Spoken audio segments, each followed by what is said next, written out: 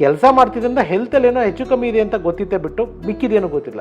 ಏನಾಗಿತ್ತು ಕುಲಕರ್ಣಿ ಅವರಿಗೆ? ಯಾವಾಗ ಈ ಮನುಷ್ಯಂಗೆ ಏನಾದರೂ ಕಾಯಿಲೆ ಇದೆ ಅಂತ ಗೊತ್ತಾಗ್ಬಿಟ್ರೆ ಯಾರು ಕರಿಯಲ್ಲ, ಬೇಡಪ್ಪ.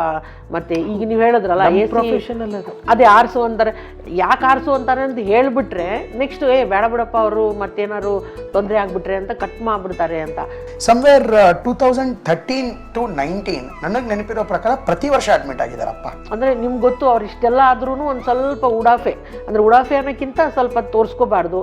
ಅಲ್ಲ ಅಂದ್ರೆ ಇದು ನಮ್ಮ ತೊಂದರೆ ಇನ್ನೊಬ್ರಿಗೆ ತೋರಿಸಬಾರ್ದು ಅನ್ನೋ ಒಂದು ಮನೋಭಾವ. ತೋರಿಸಬಾರ್ದು. ಆಮೇಲೆ ಧೈರ್ಯ, ಏನಾಗಲ್ಲ ಬಿಡು ಅನ್ನೋಂಥ ಹುಂಬ ಧೈರ್ಯ ಅಂತಾರಲ್ಲ, ಆ ಥರದ್ದು ಕೆಲವೊಂದು ಕಡೆ ಜಾಸ್ತಿ ಇತ್ತು ಅವ್ರ ಹತ್ರ. ಅಂದರೆ ಅವ್ರ ಸ್ವಭಾವಕ್ಕೆ ಅವ್ರಿಗೆ ಕೆಲಸಗಳು ಹಿಂಗಾಗಬೇಕು ಹಂಗಾಗಬೇಕು ಅನ್ನೋ ಒಂದು ನಿಟ್ಟಲ್ಲೇ ಏನವರು ದಡಬಡಿಸಿ ಮಾಡೋದು, ಟೆನ್ಷನ್ ಮಾಡ್ಕೊಳ್ಳೋದು, ಕೂಗಾಡೋದು, ಅವು ಕೆಲವೊಮ್ಮೆ ಎಫೆಕ್ಟ್ ಆಯ್ತೇನೋ ಗೊತ್ತಿಲ್ಲ.